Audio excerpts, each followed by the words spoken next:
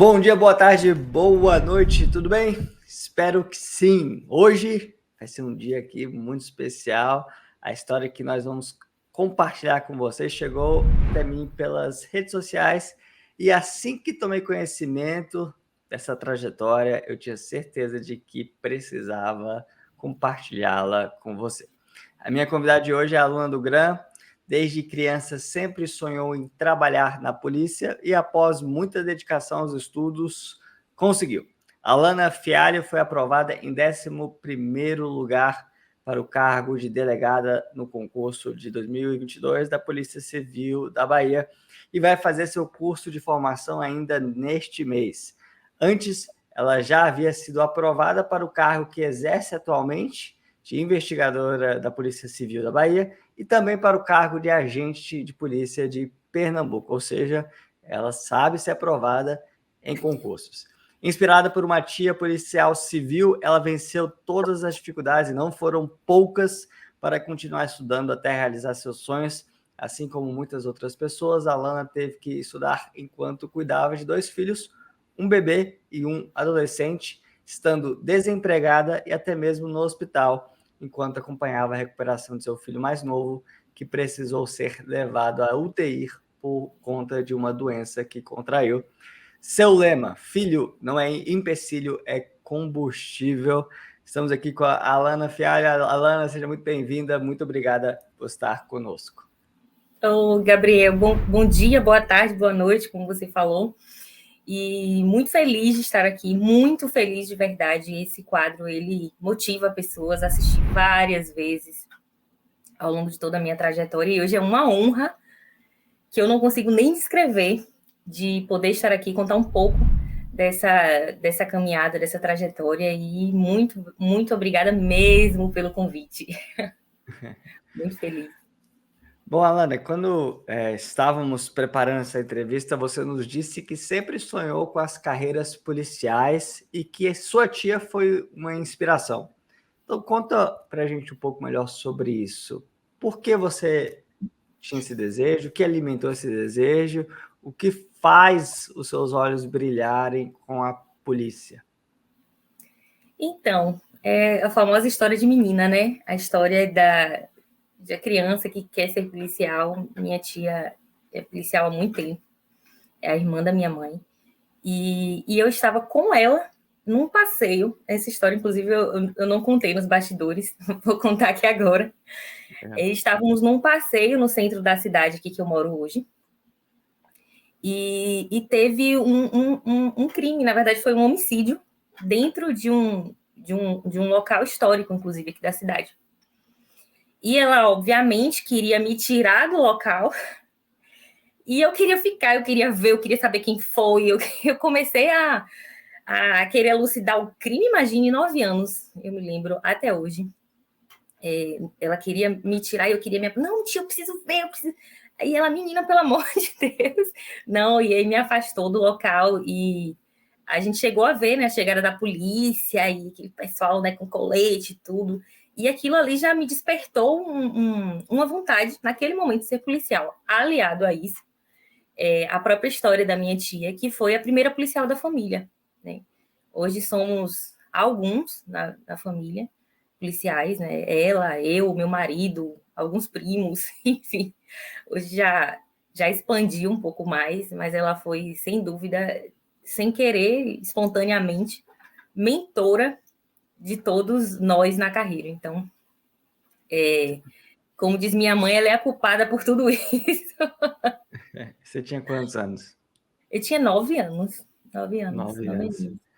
E na escola, o pessoal, imagino que as meninas tinham outros sonhos de carreira, né? Talvez acho que você era a única, uma das poucas que É pensava em ser verdade. policial. Isso não era recebido com estranheza? As pessoas pensavam ali, você quer ser policial mesmo? Eu ainda sou de uma época... Ai, não gosto nem de falar muito assim, porque parece que eu sou velha. Eu tenho 34 anos. Mas eu venho de uma geração que as meninas eram apenas vestidas de rosa, de boneca e sonhos de princesa. Ainda não tínhamos isso tão vivo de que poderíamos ser o que quiséssemos. Ainda não tinha, isso não era tão divulgado, tão visto. Então, por um bom tempo, eu posso dizer que foi um sonho que ficou ali adormecido, né? Adormecido, apesar de todo o meu jeito de sempre ser aquela da família, de querer resolver os problemas, de querer conciliar também, muitas vezes, no final das contas, aquela veia policial eu sinto que sempre esteve em mim, né? Desde a infância.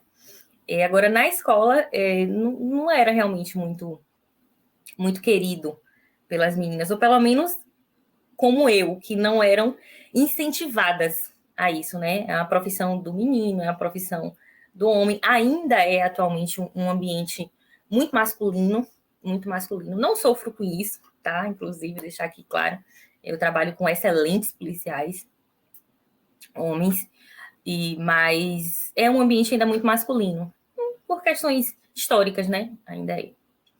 Isso. Você foi uma boa aluna na escola, no ensino médio? Eu fui aquela famosa CDF na frente da sala, não sei nem se o Brasil inteiro conhece essa expressão, mas é a nerd, né? Que senta na frente, que anota tudo, enfim, o que o professor fala tá ali anotando, que o pessoal pega o caderno para tirar xerox. Eu sempre fui uma boa aluna, nunca tive muito problema, não. E aí terminou o ensino médio, foi fazer a faculdade direto ou Então, optou por outro caminho? entre o término do ensino médio e a minha faculdade, eu engravidei aos 19 anos. E pela idade, você imagina que foi um susto, né, para minha família inteira e para mim, inclusive, que eu recebi muita orientação, como é que eu posso dizer,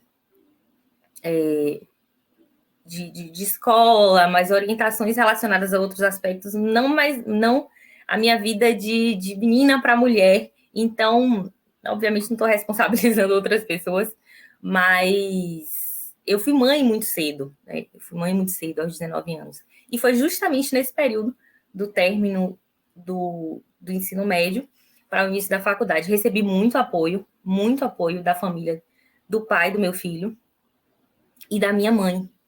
E foi ela, minha mãe, que sempre, sempre, sempre acreditou na educação, que não deixou que eu parasse. Já começa aqui me emocionar, porque eu sou meio manteiga. Que falou, não, minha filha, vamos lá. São essas condições que a gente tem, são essas as condições que a gente vai enfrentar. E aí eu fiz a faculdade quando Davi, o meu filho mais velho, tinha 4 meses de vida. Foi quando minha faculdade começou. E foi uma loucura, porque eu tive com ele, né, com o meu mais velho, rede de apoio, mas foi uma faculdade muito intensa, porque eu fiz 2 estágios, eu sempre fiz, em todos os semestres, 2 estágios, na tentativa de compensar um pouco, né, o financeiro, a minha mãe, o suporte, enfim. Então, sempre 2 estágios ali durante a manhã, de tarde, faculdade de noite, tentando conciliar com as avós me ajudando nos cuidados de Davi. Então, foi desse jeito, foi nessa correria, os 5 anos da minha graduação em Direito. Como é que os concursos apareceram nesse caminho? Então, eu terminei a faculdade e comecei a advogar na área que eu sempre estagiei, que era trabalhista. E as pessoas ainda olham assim para mim, trabalhista, né? Tão diferente da carreira policial que eu segui. Mas foi uma coisa bem espontânea, bem natural da faculdade. Então, eu tive muitos estágios na área trabalhista e acabei me enveredando por esses caminhos. Por esse caminho da advocacia trabalhista. E advoguei por um tempo, acredito que uns 5 anos advogando. Eu acho até que eu demorei demais para entender que eu queria ser policial, de qualquer jeito, sabe? Eu tinha um sonho adormecido e insisti na advocacia trabalhista para ver se eu me identificava com outra coisa, para ver se eu me identificava com a profissão, né?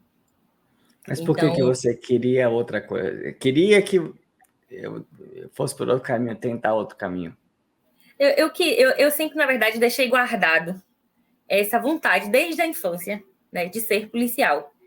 E, na verdade, não foi que eu insisti por outro caminho. Mas quando você se forma em direito, você quer advogar. Eu já tinha sido levada para essa área trabalhista por conta de todos os meus estágios. Então, assim, o que eu absorvi de experiência de profissão, quando eu me formei, foi na área trabalhista. Eu advoguei não, eu estagiei em sindicato, estagiei no TRT, estagiei em contabilidade trabalhista. Então, tudo me direcionou para quando terminasse a faculdade, continuar na advocacia trabalhista.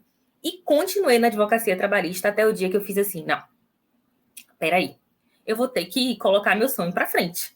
Não é possível, né? Eu gostava até, enfim, me envolvia, mas no final das contas não era o que eu queria fazer pro resto da minha vida, entende? E muitas pessoas, inclusive, chegou até a considerar que eu estava dando muitos passos para trás, porque com 5 anos de advocacia trabalhista eu já tinha certa independência financeira. Eu não vou dizer que eu enriqueci, mas eu já pagava as minhas contas, eu tinha tudo para ser uma advogada trabalhista muito bem sucedida no caminho que eu estava trilhando naquele momento. Mas o meu coração, aquele sonho da infância, continuava ali, sabe? Então, eu não consegui mais desprezar isso.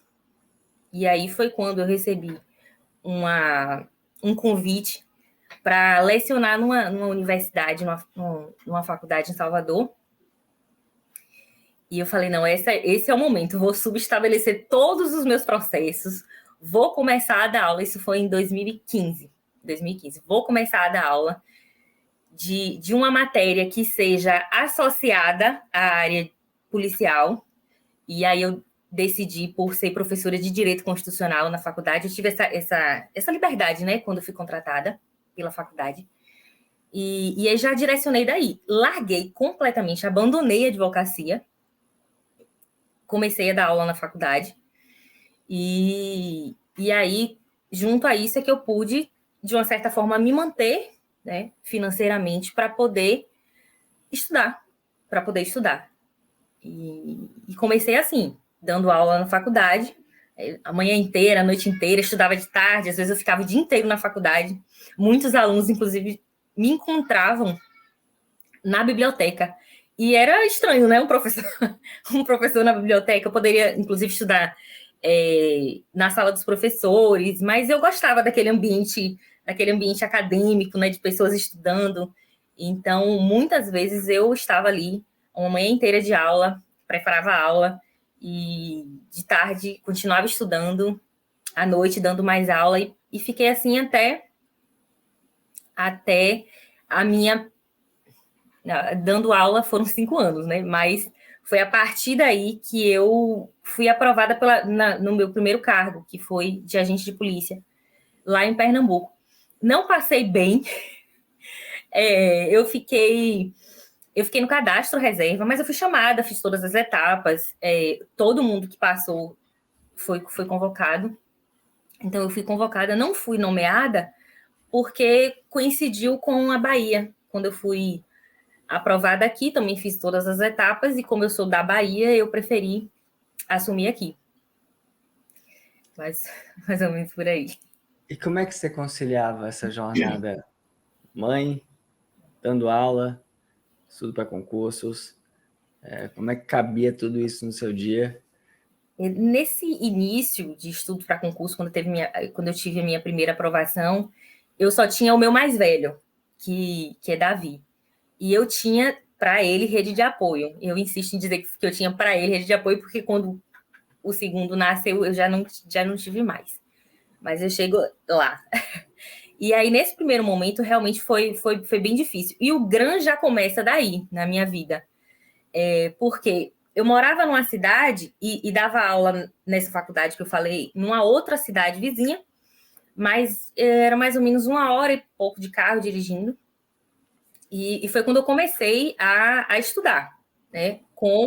Ouvindo aulas. E nesse período, enfim, o carro não estava muito legal, começou a dar alguns defeitos, o ar-condicionado quebrou, o som do carro não funcionava, então eu comprei uma caixinha de som, e aí gravava no pendrive, era uma confusão, né? Para poder ouvir as aulas dos professores do GRAM enquanto ia para a faculdade. Só que, como o ar-condicionado do carro estava quebrado, eu deixava o vidro um pouco baixo para poder ventilar um pouco. Então, era um caos dentro do carro. Eu comecei a estudar assim. Então, aumentava o volume da caixinha, tinha aquele barulho de vento, e eu ia, né, 1 hora para a faculdade, na volta mais 1 hora. Então, assim, eu comecei estudando mesmo 2 horas em áudio. Acho que até por isso eu comecei a desenvolver essa habilidade de estudar com um pouco mais de barulho e estudar pela audição, né? E comecei assim com o meu filho mais velho já no período escolar, enfim, com a família, enquanto eu estava trabalhando. E aí ficava esse período estudava dessa forma que eu falei dentro do carro e voltava. Inicialmente foi desse jeito, até que eu passei, como eu falei, no primeiro concurso, e logo em seguida, pouco tempo depois, veio a Bahia, em 2018, né? Quando eu passei para investigadora de polícia aqui na Bahia, que também foi num contexto assim, estudos turbulentos, quando dava, e quando eu fui aprovada, aliás, melhor dizendo, quando eu fiz o TAF para investigadora aqui da Bahia, foi que eu descobri que eu estava grávida do meu segundo filho. Inclusive, até uma situação polêmica, né, que as pessoas polemizam um pouco se a mulher grávida, ela deve ou não fazer o TAF, enfim. Eu estava assistida pela minha obstetra a todo momento, eu fiz todos os exames, enfim. E aí, fiz o TAF, fiz todos os outros testes para o cargo de investigadora de polícia, assumi como investigadora aqui, que é o meu cargo atual, e quando eu iniciei a academia de polícia, foi que o meu bebezinho tinha 2 meses, que ele tinha 2 meses, eu decidi que eu estudaria para delegada. Quando eu comecei a minha academia como investigadora, academia de polícia ainda como investigadora, eu falei, não, eu vou estudar. Eu vou estudar porque eu vou ser delegada. Coloquei na cabeça de vez. No início da minha CADEPOL. Só que eu tinha um bebê de 2 meses, um adolescente numa fase, um pré-adolescente, né, à época, numa fase já bem conturbada, e uma CADEPOL, né, de dia inteiro, enfim, às vezes até final de semana. Eu falei, eu vou começar. Ainda cheguei a comprar, enfim, algumas legislações para começar a estudar, não consegui conciliar bem, era muita coisa para administrar. 2 meses, um bebê de 2 meses é dependência total, né? Meu marido foi todo o meu suporte para eu conseguir fazer academia, para eu conseguir fazer tudo depois do nascimento do nosso segundo filho. E aí, quando a CADEPOL começou, foi bem cansativo, porque eu me dividia entre a academia de polícia e os cuidados, né, de um recém-nascido, praticamente, né, de 2 meses.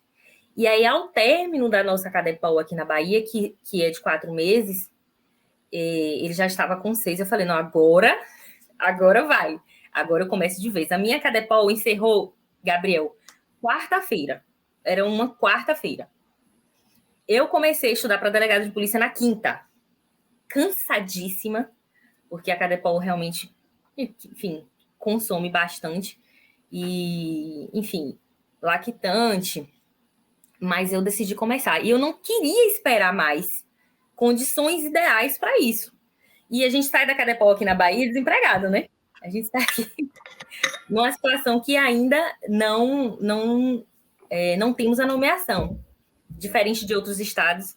Eu estou contando isso justamente porque é diferente de outros estados, né? Tem estados que já o policial... Já é nomeado em seguida. Aqui às vezes, logo em seguida, como é o que a gente deseja, ou antes da própria CADEPOL. E aqui não foi antes e não foi exatamente depois. Demorou 1 ano para eu entrar efetivamente em exercício. E aí eu falei, meu Deus, desempregada. Desempregada. A renda de casa era apenas a do meu marido na época, que também é investigador de polícia aqui na Bahia. E vamos lá, né? Não dá para ter babá, não dá para ter, enfim, não dá para ter um suporte de alguém fazendo as coisas em casa, que não seja a própria babá. Então, Era a Alana, a empregada doméstica, a Alana, a babá, a Alana, a conselheira psicológica do filho pré-adolescente. A Alana foi multifuncional. Eu tive que aprender, né, a ser multifacetada para dar conta. E eu pensei o seguinte, eu não vou mais esperar melhores condições. É isso aqui que eu tenho, o cenário da minha vida é esse, vai ser assim que vai acontecer.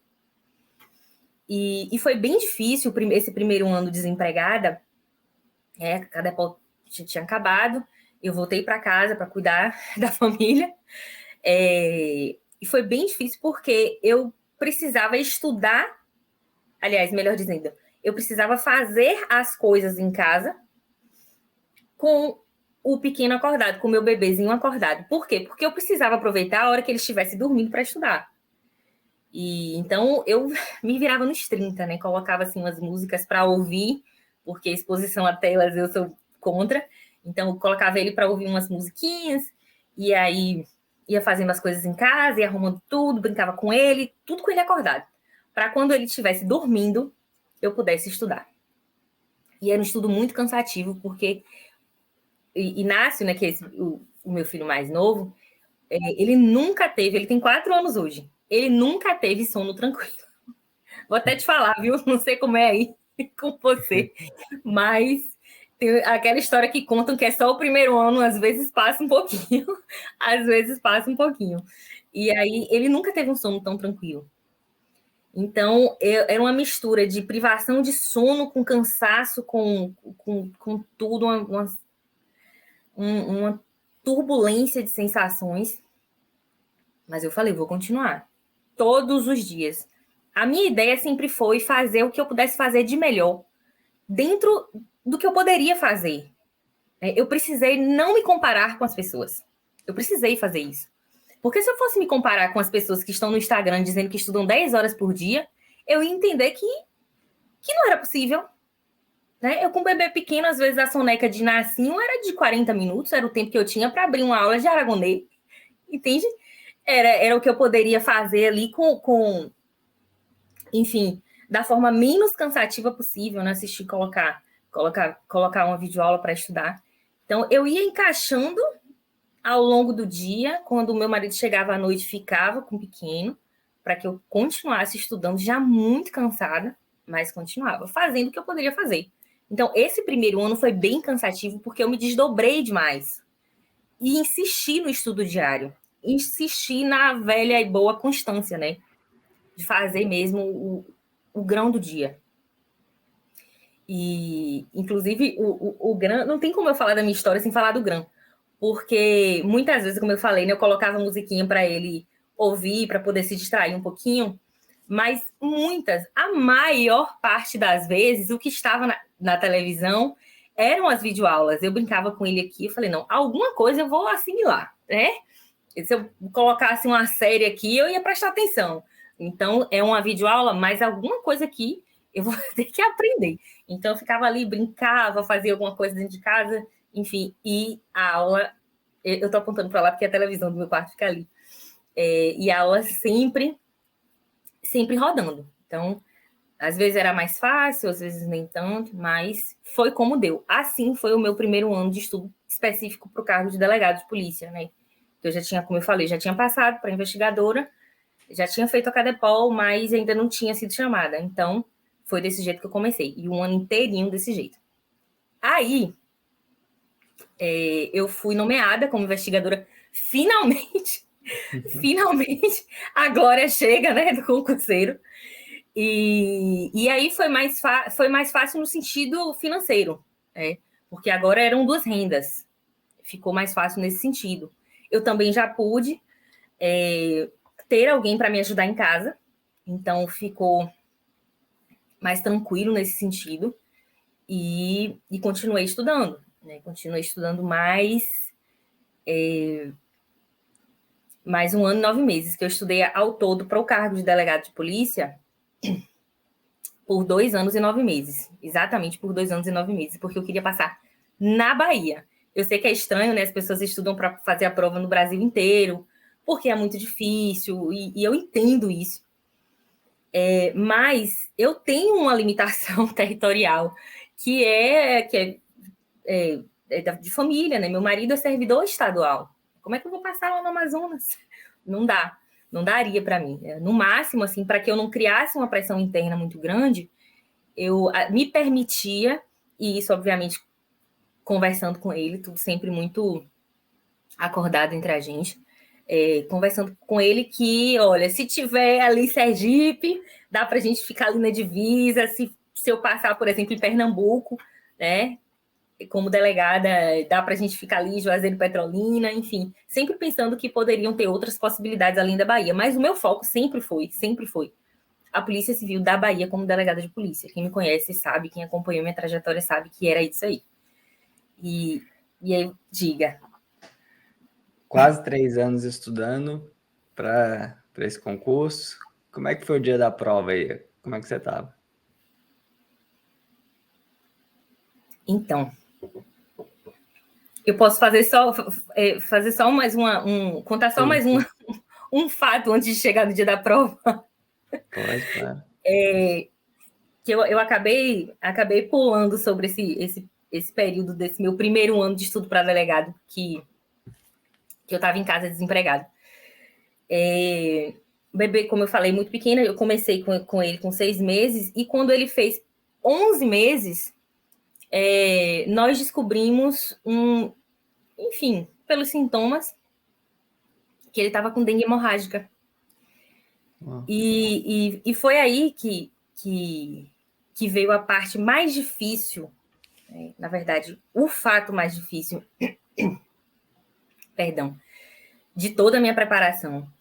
E foi quando eu achei que eu me sentiria mais frágil, que eu me vi uma fortaleza. Assim, foi algo que eu não poderia passar adiante sem contar, porque eu sei que eu posso alcançar outras mães com isso, com essa história. Mas eu ainda tenho que me acostumar a contá-la sem me emocionar. Ainda é bem difícil.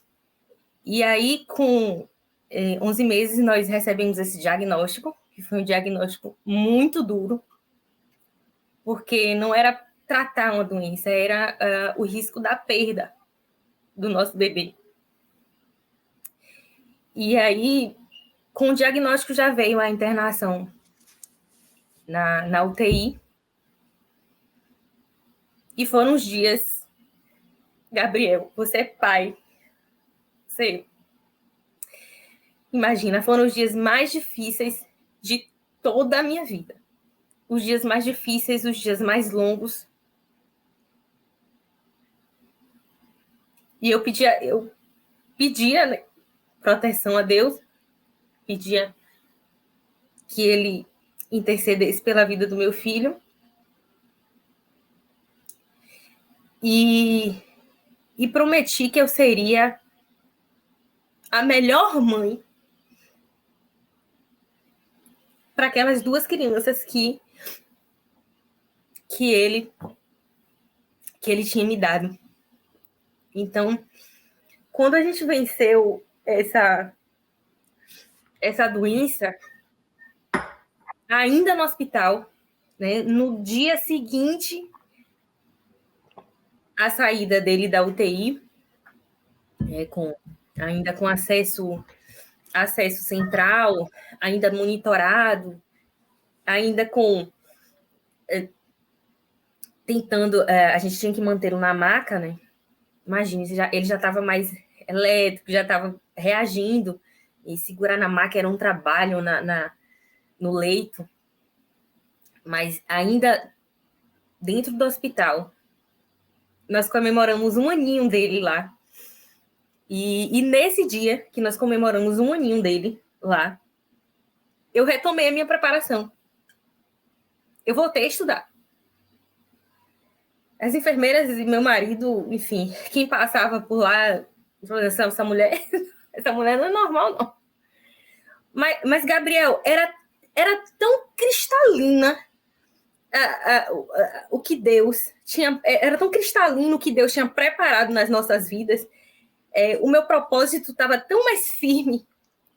Eu sabia para quem eu estava fazendo tudo aquilo. Era fisicamente difícil estudar dentro do hospital. Literalmente, era dolorido.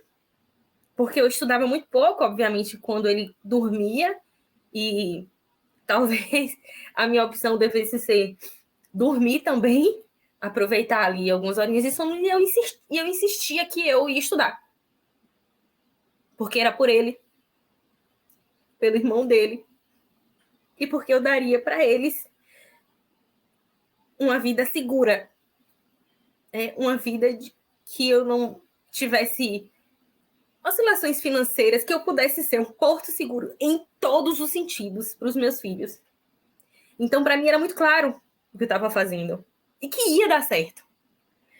Porque eu ouvi não sei aonde que a mente faz, o corpo faz o que a mente acredita. E eu levo isso muito a sério, para tudo na vida. A gente dá conta se a gente acreditar. Né? O nosso poder de pensamento ele é fortíssimo. A gente mentaliza e vibra a energia nesse sentido. Então, para mim, era muito certo, né, que o meu dia ia chegar. Só dependia de Deus permitir. Mas ninguém poderia me parar. E aí que eu entendi que eu era um imparável. De verdade. Desculpa aí minha emoção. Não. Ainda não consigo, assim. Não consigo. Mas pode falar. Muito forte essa história, muito forte. Nem consigo imaginar, né? Que eu sou pai, como você falou, eu sou pai e nem consigo imaginar como é que eu estaria se o Samuel, meu filho, tivesse passado pelo que você passou. Você foi muito forte, uma guerreira, e conseguiu ser aprovada nesse concurso que você estava estudando inclusive até no hospital. Como é que foi esse dia da prova? Como é que estava ansiosa, estava nervosa? Saiu do jeito que você imaginou? A prova daqui da Bahia, ela foi cancelada. A prova de delegado aqui da Bahia, ela foi cancelada por algumas irregularidades que tiveram. E para mim não foi ruim. Né? Eu fui para a prova muito nervosa. Eu fui para a prova extremamente cansada. Eu esgotei tudo que eu poderia estudar. Tudo que a minha atividade cognitiva poderia captar, até o que não poderia, eu tentei. Então, eu fui muito esgotada para a primeira prova.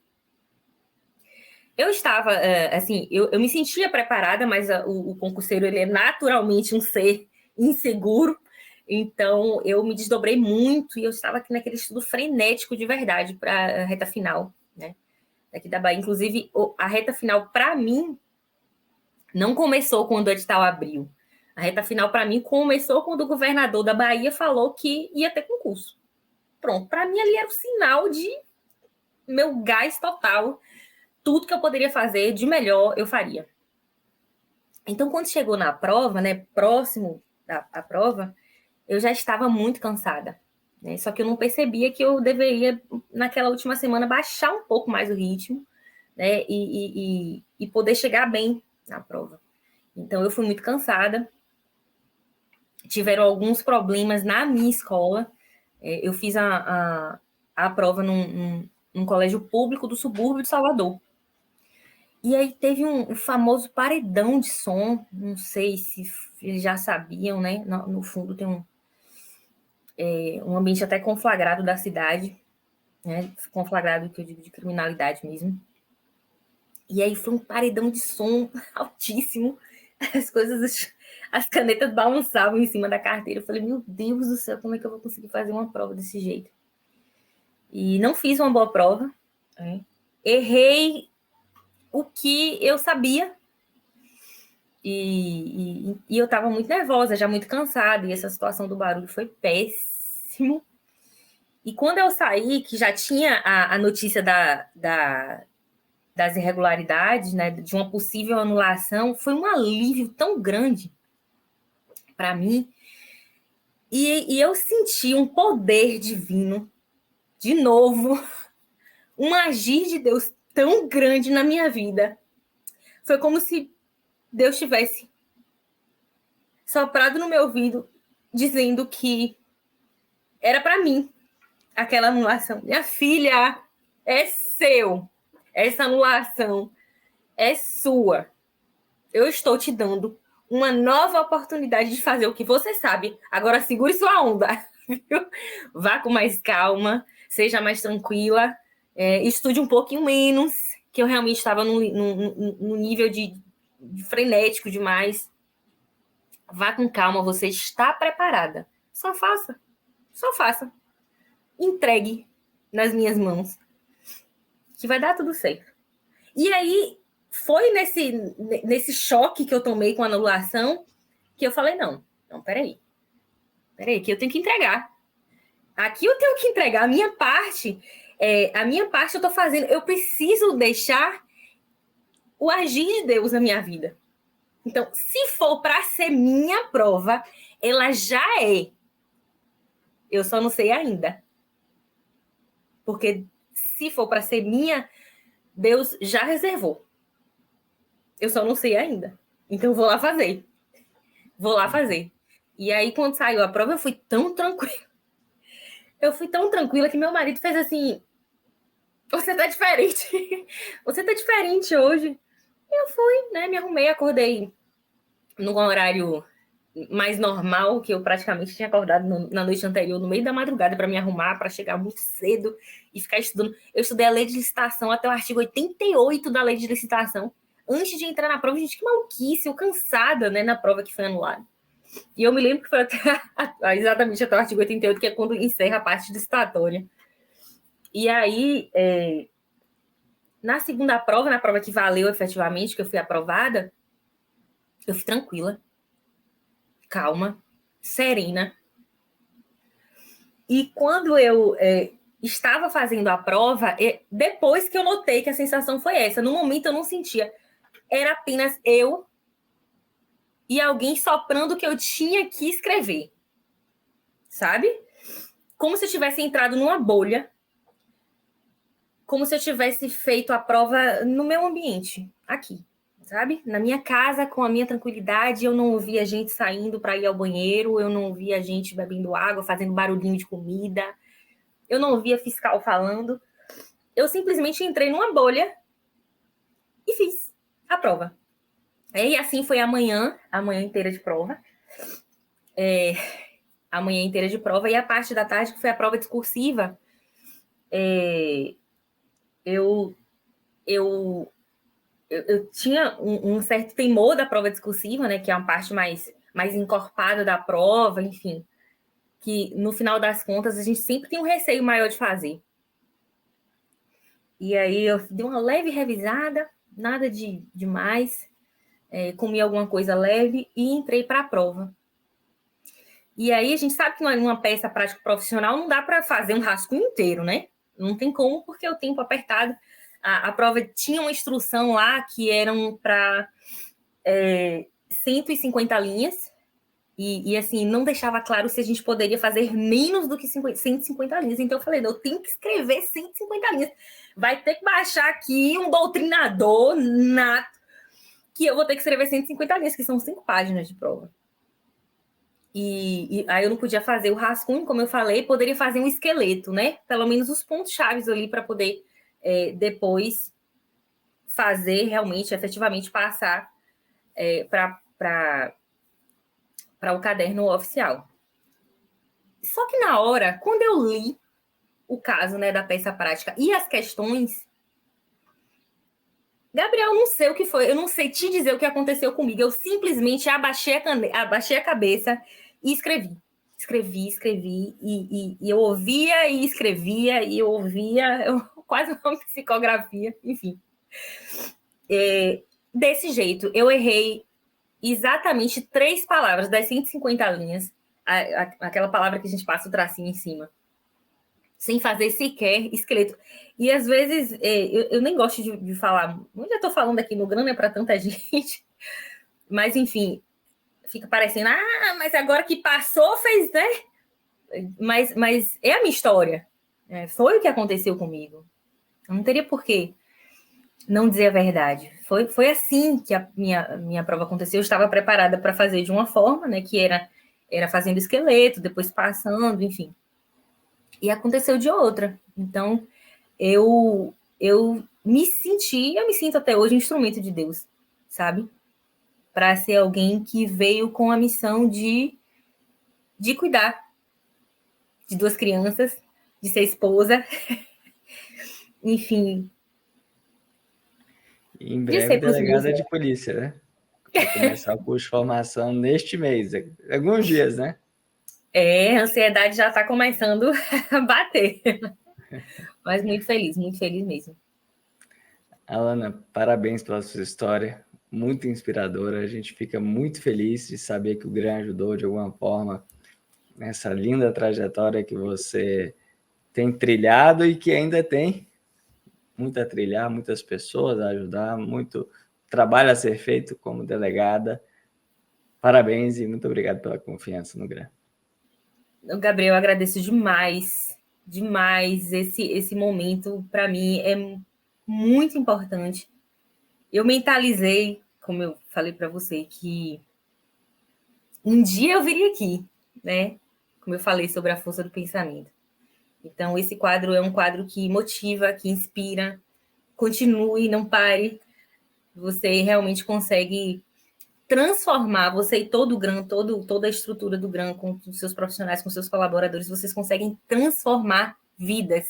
Eu tenho uma pequena mentoria e eu digo para os meus alunos o seguinte: o GRAN é o curso preparatório mais democrático do Brasil.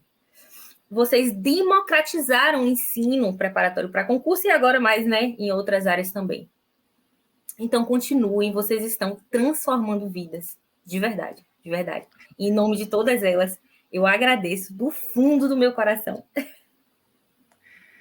E muito obrigado a você que nos acompanha aqui no canal Imparável. Deixe seu like, deixe seu comentário, assine nosso canal, ative as notificações clicando aí no sininho para você receber em primeira mão todas as entrevistas que lançamos por aqui, toda quinta-feira às 19 horas, há mais de 5 anos, ou há quase 5 anos, na verdade, uma nova entrevista inspiradora para você. Até a próxima, fique com Deus, tchau, tchau.